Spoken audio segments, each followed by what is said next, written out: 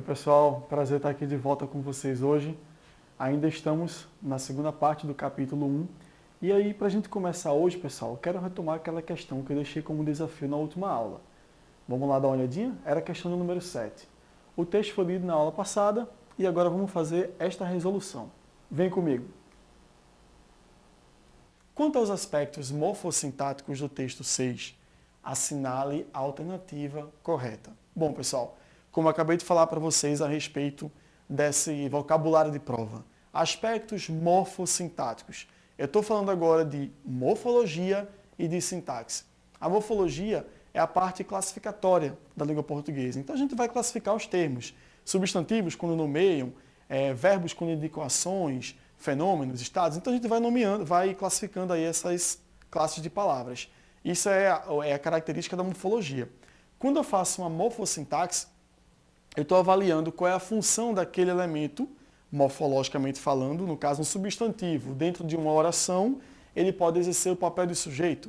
Mas em outra oração, deslocado, trocado de lugar, ele pode estar dentro do objeto. Então, a função sintática é relativa e ela vai variar de acordo com a posição do termo na oração. A morfologia permanece. Eu costumo dar sempre um exemplo para os meus alunos. Na sala de aula, eu sou Everton, professor. Mas na minha casa, eu posso ser filho, eu posso ser pai, eu posso ser esposo, e assim já vai mudando as funções. Eu não deixei de ser Everton, mas em ambientes diferentes, a minha posição se torna diferente e eu posso representar algo para alguém e para outra pessoa é outra coisa, e aí vai variando. Mesma coisa acontece com os elementos da gramática. Um substantivo, ora vai ser parte do sujeito, ora vai estar no predicado, ali compondo o objeto. Eu posso ter também um verbo que pode estar substantivado. Quando eu digo assim, o cantar dos pássaros me encanta. Morfologicamente falando, isso é um substantivo. E aí agora eu vou deixar de pensar que o verbo é sempre uma ação, porque nesse caso ele está sendo um sujeito. O que é que me encanta? O cantar dos pássaros. Então a morfossintaxe lida com isso, com esse jogo que existe entre a morfologia e a sintaxe. São esses elementos que são responsáveis por criar tantos e variados sentidos, né? Voltando para cá, com a ótica da morfossintaxe, vamos avaliar aí os itens que estão no quadro, na tela. Item A. O sujeito das duas primeiras estrofes é indeterminado, como se verifica pelos verbos se leva e atiram. Vamos voltar aqui para a primeira estrofe. Lembrando aí que eu falei para vocês agora há pouco, que cada conjuntinho de versos desse é chamado de estrofe. Então a gente vai focar ali nos dois primeiros versos, né? Não é a bola alguma carta que se leva de casa em casa. Observe que a gente tem aqui o verbo que é levar. A bola é levada de casa em casa. Então, essa bola, na verdade, é quem sofre a ação de ser levada de um lugar a outro. Então, nós temos a bola aí como um sujeito. O nosso sujeito ele não vai ser indeterminado. A gente viu que ele existe e que ele está ali explícito no texto. Agora, a inversão dos termos na construção do poema pode confundir a gente um pouquinho. Olha o item B. O predicado em não é a bola alguma carta e é antes telegrama, é verbal, pois os verbos indicam o estado da bola. Pessoal, a gente tem aqui duas orações que trabalham com verbos de ligação. O verbo ser, empregado no presente do indicativo, na forma aí é, né? Então, o é em não é a bola e o é que está em é antes telegrama são verbos de ligação. Se eu tenho verbos de ligação, a minha perspectiva deve ser de sujeito e predicativo. Logo, a gente não vai ter aqui um predicado verbal, porque para ser um predicado do tipo verbal, eu teria que ter um verbo atuando aí como elemento principal, como núcleo do predicado. E não é aqui o caso porque eu tenho verbos de ligação. Então o núcleo vai ser nominal, os predicados seriam nominais. Olha só o item C agora. Aproxima aí o slide. O sujeito simples brasileiro da terceira estrofe é retomado nas demais estrofes pelo pronome ele. Vejamos. Terceira estrofe está aqui. Parado o brasileiro, a faz e onde há de, sem leva e traz. Aí a gente avança. Com aritméticas de círculo, ele a faz e onde é preciso. Ele realmente refere-se aqui ao brasileiro, que é quem leva e traz a bola. Em telegrama, que é sem tempo, ele a faz ir ao mesmo extremo, ao mais extremo. Então ele, mais uma vez aqui, refere-se ao brasileiro. Não corre, ele sabe que a bola, ele grama, mas que corre e voa. Então aqui ó, a palavra ele realmente faz referência ao termo brasileiro. Mas agora vamos ver os itens D e E para a gente concluir a resolução dessa questão. Item D. O predicado da oração ele a faz ir, na quarta e quinta estrofes, é verbo nominal, pois indica a ação e descreve a bola. Indica a ação, mas não descreve a bola.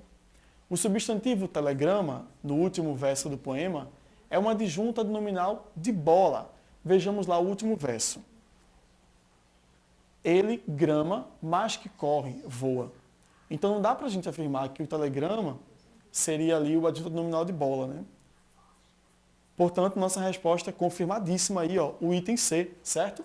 O sujeito simples brasileiro da terceira estrofe é retomado nas demais estrofes pelo pronome ele. A gente viu aí que em vários momentos, né, ele foi utilizado para retomar o brasileiro. É o que a gente chama de remissão anafórica. Eu já havia mencionado quem é esse meu elemento, né, que é o brasileiro, e para não estar repetindo brasileiro, eu utilizei ele para fazer essa retomada, certo? Isso é o que a gente chama de remissão anafórica, que é retomar o que já foi mencionado anteriormente. Vamos seguindo aí para a questão número 7, ou melhor, o texto 7, né, que vai trazer um texto chamado Futebol de Rua. Bom, foca aí na leitura, pessoal. Pelada é o futebol de campinho, de terreno baldio. Mas existe um tipo de futebol ainda mais rudimentar do que a pelada. É o futebol de rua. Perto do futebol de rua, qualquer pelada é luxo. E qualquer terreno baldio é o Maracanã em jogo noturno. Se você é homem, brasileiro e criado em cidade, sabe do que eu estou falando. Futebol de rua é tão humilde que chama pelada de senhora. Não sei se alguém algum dia, por farra ou nostalgia, botou no papel as regras do futebol de rua. Elas seriam mais ou menos assim. Da bola. A bola pode ser qualquer coisa remotamente esférica. Até uma bola de futebol serve. No desespero, usa-se qualquer coisa que role, como uma pedra, uma lata vazia ou a merendeira do seu irmão menor, que sairá correndo para se queixar em casa. Das goleiras. As goleiras podem ser feitas com literalmente o que estiver à mão. Tijolos, paralelepípedos, camisas emboladas, os livros da escola, a merendeira do seu irmão menor e até o seu irmão menor, apesar dos protestos. Quando o jogo é importante, recomenda-se o uso de latas de lixo, cheias, para aguentar o impacto. Do campo. O campo pode ser só até o fio da calçada. Calçada e rua. Calçada, rua e a calçada do outro lado. E nos clássicos, o quarteirão inteiro. O mais comum é jogar-se só no meio da rua. Da duração do jogo.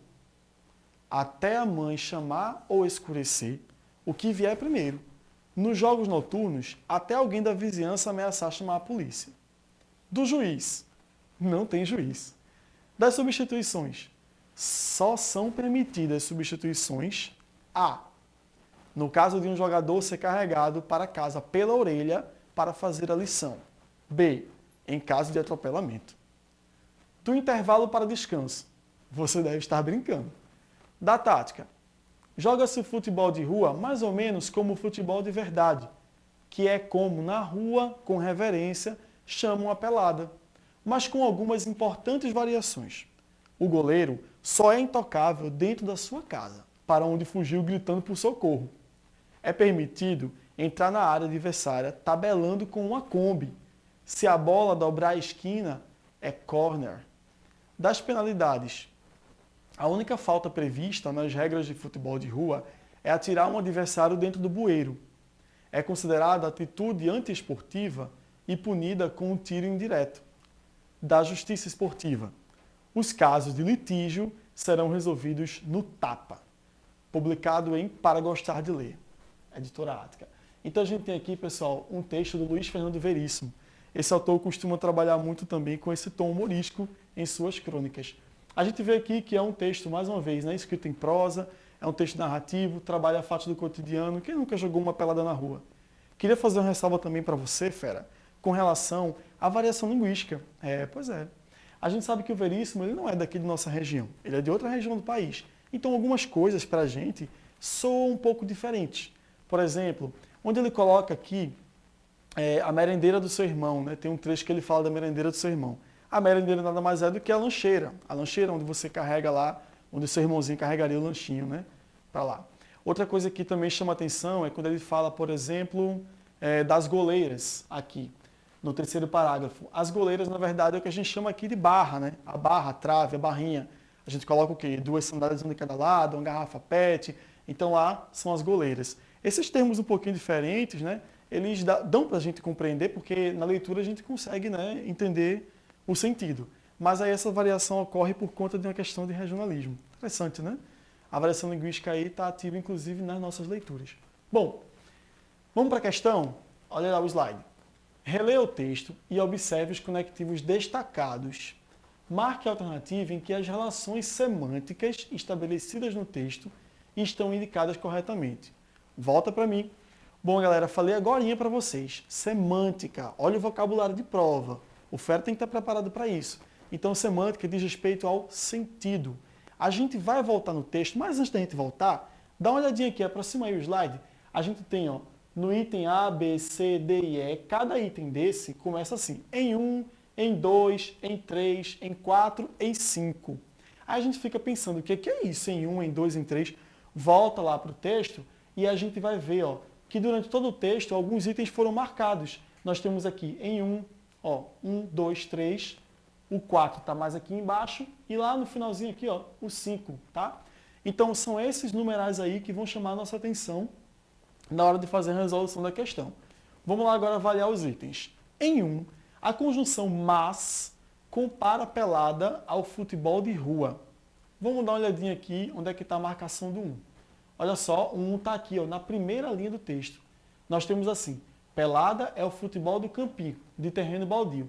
Mas existe um tipo de futebol ainda mais rudimentar do que a pelada. Então esse mais aí, ele não está dizendo para a gente, não está fazendo aí no nosso texto uma comparação. Ele está dando uma ideia de adversidade mesmo, dizendo que ainda tem um que é mais, né, de rua, mais popular do que a própria pelada. Tanto é que ele fala aí no momento do texto que futebol de rua chama pelada de senhora. Rapaz, a gente jogou uma senhora pelada. Então isso dá a ideia de quê? De que há um respeito pela pelada, né? Futebol de rua seria então ainda mais rudimentar do que a pelada. Então aí, ó, vamos agora ver o item B. Em 2, a conjunção se indica as condições para o conhecimento do fato. Vamos dar uma olhadinha lá no item 2. Olha ele aqui, ó. Se você é homem, brasileiro e criado em cidade, sabe do que eu estou falando. Realmente esse se já dá aí pra gente essa ideia de condição, né? Você sendo um homem brasileiro criado em cidade, é provável que você conheça o fato que está sendo mencionado. Muito provavelmente, essa vai ser a nossa resposta. Mas não vamos desconsiderar todas, né? Porque nós temos que avaliar todas elas e ter segurança no que a gente vai responder. Então vamos lá para o item C. Em 3, o conectivo tão que introduz a causa de a pelada ser humilde. Vamos lá para a marcação do item 3. Ele está aqui. Futebol de rua é tão humilde que chama a pelada de senhora. Então a gente vê que o tão que está fazendo aqui, está criando aqui uma relação, né, entre o futebol de rua e a pelada. Vamos voltar lá para o item agora para a gente ver. O conectivo tão que introduz a causa de a pelada ser humilde? De jeito nenhum, pessoal. Ele faz aí meio que uma comparação, né, entre a pelada e o futebol de rua. Ele é tão humilde que chega a chamar, né, a pelada de senhora. Vamos ver agora a marcação do 4. A conjunção quando dá a ideia de temporalidade. Normalmente, né, o quando dá a ideia de tempo, mas não é sempre. Vamos dar uma olhadinha lá no item 4. A gente encontra o seguinte aqui. Quando o jogo é importante, recomenda-se o uso de latas de lixo. Aqui a gente percebe que existe uma marcação com esse quando que dá a ideia de importância, né? Dá uma ênfase aí nesse trecho da importância do jogo.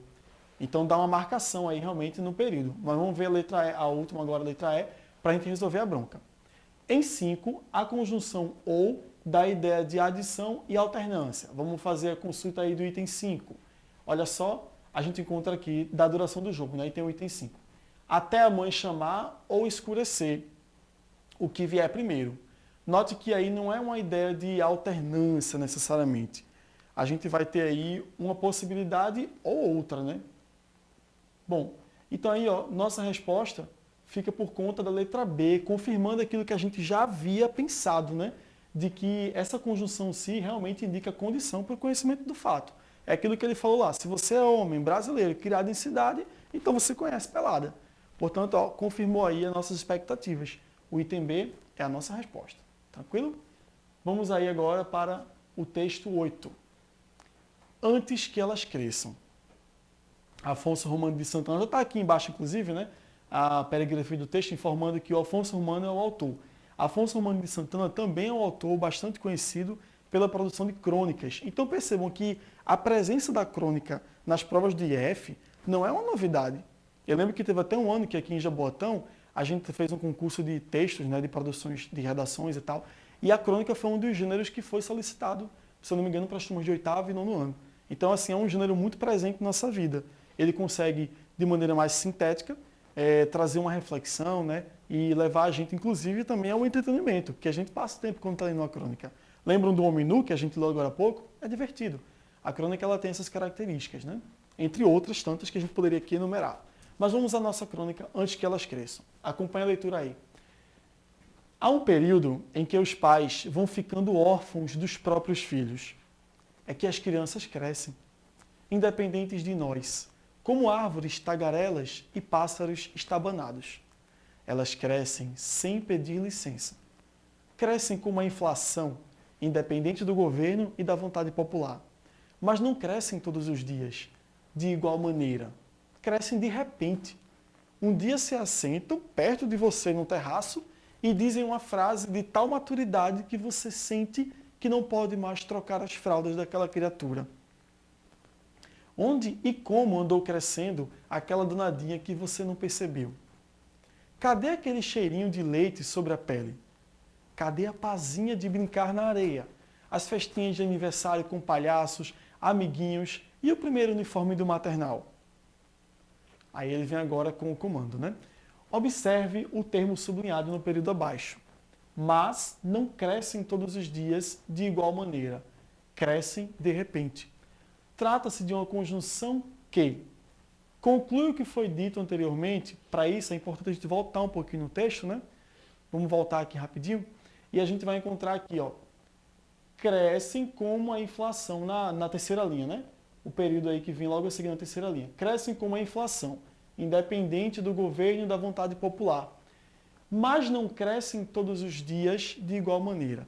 Crescem de repente. Aí a gente, eita, sem querer eu já revelei a resposta. Mas vamos lá. O item A aqui, ó, conclui que foi dito anteriormente, não se trata de uma conjunção conclusiva. Apesar de a gente saber que decorar as conjunções não garante a gente aquele sentido que a gente está esperando, porque uma conjunção não vai ter o mesmo sentido sempre. Mas aqui ficou claro que não há uma ideia de conclusão, né? Há uma ideia aí diferente dessa de conclusão. Vamos seguindo aí. Item B. Explica os termos antecedentes. É uma conjunção que dá a ideia de explicação? A relação que a gente viu aqui foi de explicação? Não foi, né? Item C. Indica o motivo pelo qual pelo qual a ação aconteceu. Na verdade, não indica o motivo, né? Não há uma explicação aí, não é uma questão de causa, né? Letra D. Exprime ideia contrária ao que foi declarado anteriormente. Opa, essa aí a gente já vai agora ficar com a pulga atrás da orelha. Por quê? Ela disse que a criança cresce. Aí depois ele fala assim, mas não cresce devagar. Ela cresce de repente, né? Do nada. E o item é, acrescenta uma informação ao que já foi dito. Para acrescentar uma informação, teria que ser uma conjunção aditiva, que dá essa ideia de soma. Então, no nosso caso aqui, confirmando aí a nossa resposta, já anteriormente revelada, né, no item D. Exprime a ideia contrária ao que foi declarado anteriormente. Como eu falei para vocês, ele havia dito que a criança cresce. Logo em seguida ele faz, mas não crescem todos os dias. E aí, cresce ou não cresce? Aí é quando ele vai explicar. De igual maneira, elas crescem de repente, né? Vamos aí para a questão de número 10. Observe o período abaixo. Onde e como andou crescendo aquela danadinha que você não percebeu? Os dois termos sublinhados indicam, respectivamente, então vocês estão vendo aí que os termos são onde e como. Qual será a relação que eles passam? Seria de causa e de modo, tempo e modo, causa e tempo, lugar e causa ou lugar e modo? Pela própria construção da oração, você percebe ao dizer, né, onde e como, a gente já tem uma ideia de qual seria a relação criada aí. Onde já traz para a gente essa ideia de lugar e o como já traz a ideia de modo. Então a gente confirma aí a nossa resposta no item E. A primeira oração, a primeira conjunção onde dá a ideia de lugar e a segunda como dá a ideia de modo, né? Como é que a criança cresceu. Questão super tranquila, né? Muito simples, bem tranquilinha para a gente resolver. Vamos agora fazer a leitura do texto 9, intitulado O Mito da Igualdade. Acompanha comigo aí. Em sua história, o Brasil passou por várias ondas de nacionalismo exacerbado, principalmente nos períodos de regime político autoritário. A necessidade de manter unido o povo em torno de um poder centralizador, abafando reivindicações, necessidades divergentes, criou mitos como o do Brasil sem preconceitos, onde todos seriam tratados igualmente. Essas falsas verdades repercutiram também na educação. Os livros didáticos excluíam ou mostravam de forma caricata negros, índios e imigrantes. A escola não se preocupava se em suas carteiras sentavam-se descendentes de iorubas ou de italianos, se os alunos viviam em uma comunidade de pescadores ou em grandes centros urbanos. Com isso, as características singulares de cada grupo ficaram excluídas ou escondidas durante décadas. Segunda etapa aí do texto 9 é o resgate da singularidade. Mas a mesma dinâmica histórica fez com que os movimentos sociais se colocassem como protagonistas desse processo. A Declaração Universal dos Direitos Humanos, de 1948, a Constituição da Nova República, de 1988, e a publicação dos PCNs, com a inclusão dos temas transversais em 1997, destacaram em seus textos a necessidade de respeitar todas as manifestações. Você, professor, está sendo chamado a trabalhar com essa diversidade, seja para ajudar a comunidade a resgatar sua história, seja para usar essa realidade como base para a transmissão dos conhecimentos. Cabe a nós, educadores, respeitar as singularidades de cada grupo e, ao mesmo tempo, relacioná-las com um conhecimento mais amplo, previsto nas diretrizes curriculares nacionais, afirma Lúcia Lodi, diretora de Políticas Educacionais do Ministério da Educação. Paula Gentili, revista Nova Escola, as diversas faces da escola, né? Então vocês veem aí que neste artigo a gente consegue perceber uma relação de fragmentação, né? O que a gente chama aqui também de subtítulo ou ainda tópicos. A diagramação do slide é um pouquinho diferente da diagramação original, mas é mais ou menos assim. A gente tem um tópico chamado Mito da Igualdade e aí temos a primeira construção do texto, a primeira etapa. Em seguida temos o outro tópico chamado Resgate da Singularidade e aí vem o complemento. Ou seja, não são textos diferentes. É o mesmo texto, porém ele é fragmentado. Não é aquela construção tradicional em prosa, um parágrafo após o outro. A gente tem aqui os tópicos, certo? Por esse motivo a gente tem aí o que parecem ser dois textos, mas é um texto só, o texto 9. Bom, o que é que vai se pedir da gente aqui nessa questão 11?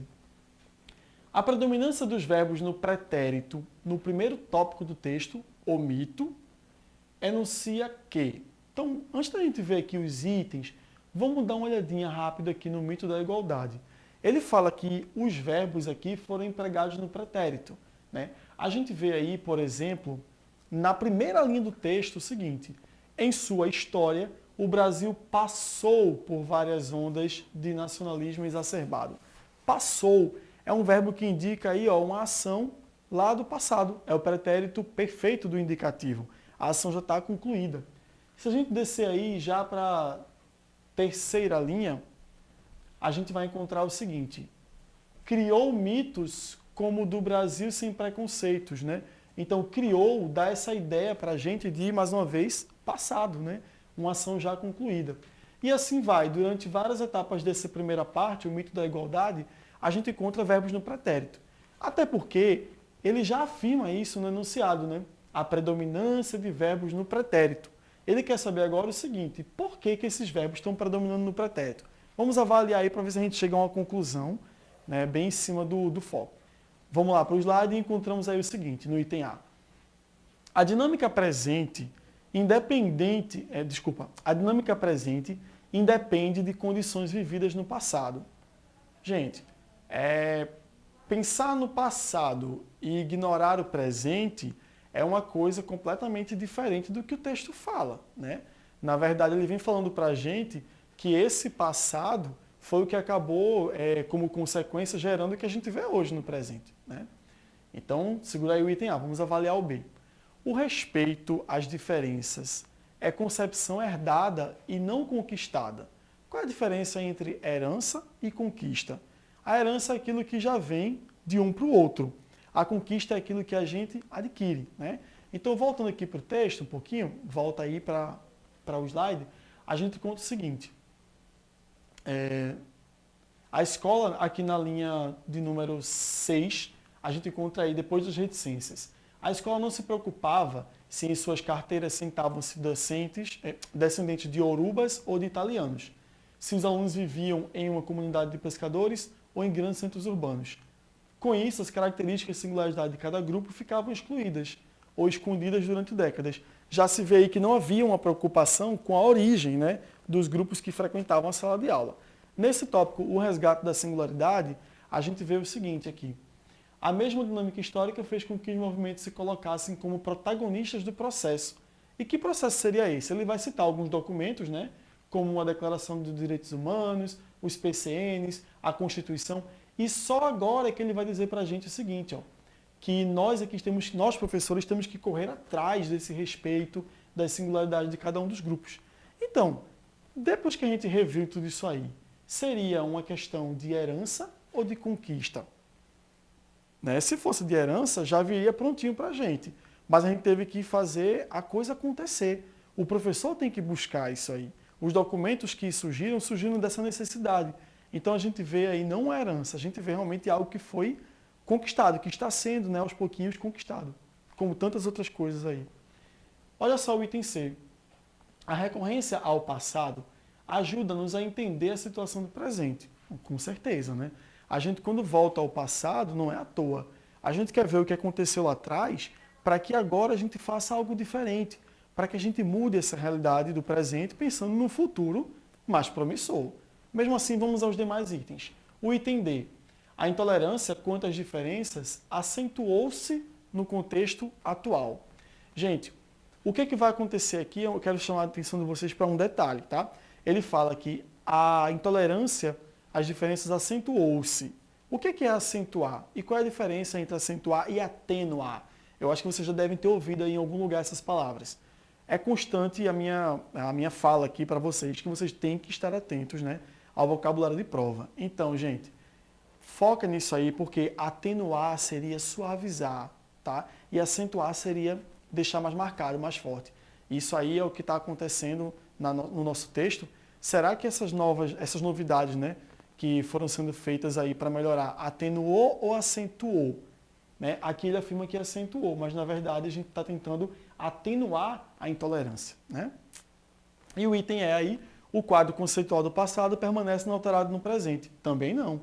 Se a gente fez aí várias mudanças, né, surgiram leis e tal, isso aí foi melhorando. Portanto, confirma aí a nossa resposta no item C. A recorrência ao passado ajuda-nos a entender a situação do presente. A gente precisa ir para o passado para poder ver o presente.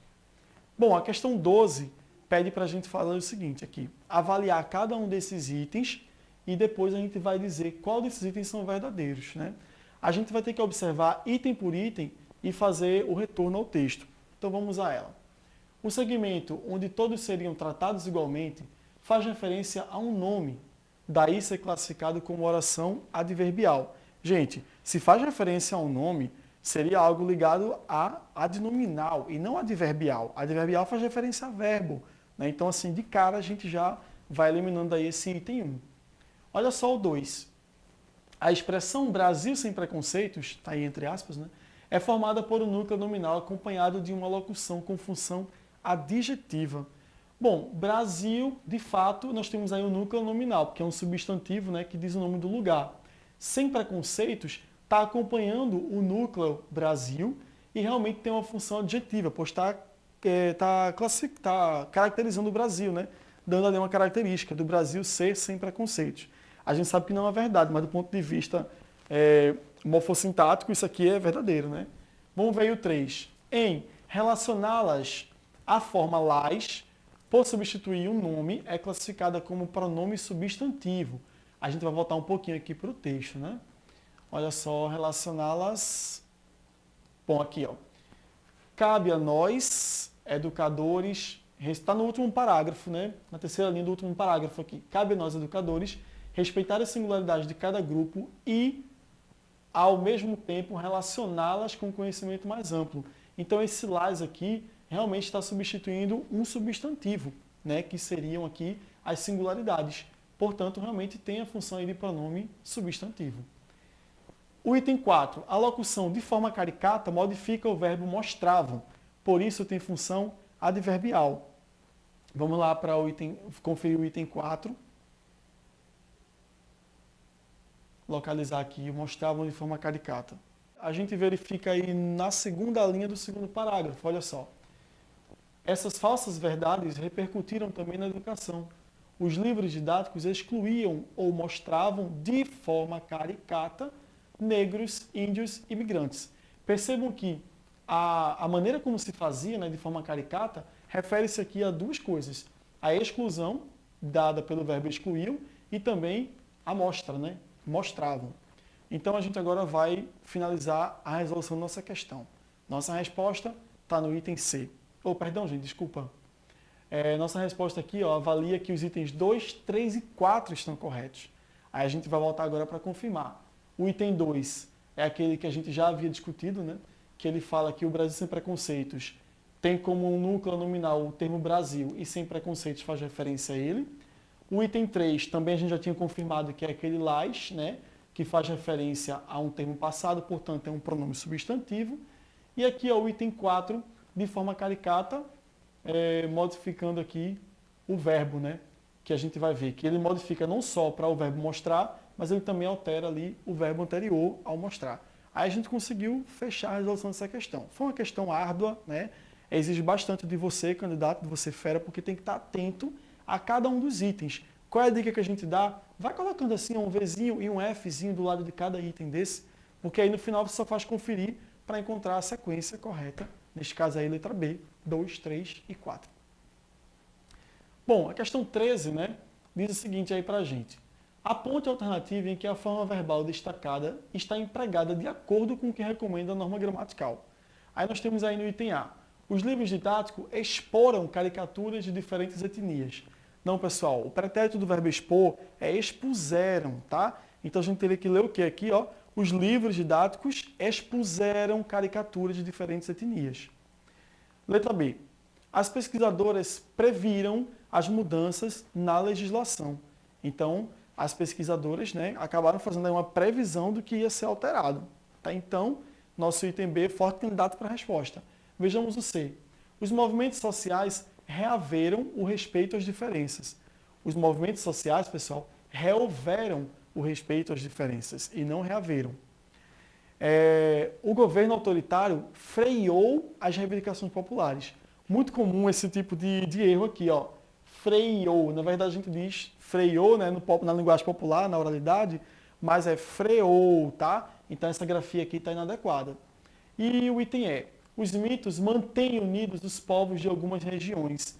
O plural desse verbo manter, ele é feito apenas com um e não com dois, tá? Portanto, aí nossa resposta é confirmadíssima, item B. As pesquisadoras previram as mudanças na legislação. Os demais itens foram grafados com os verbos de forma errônea, tá?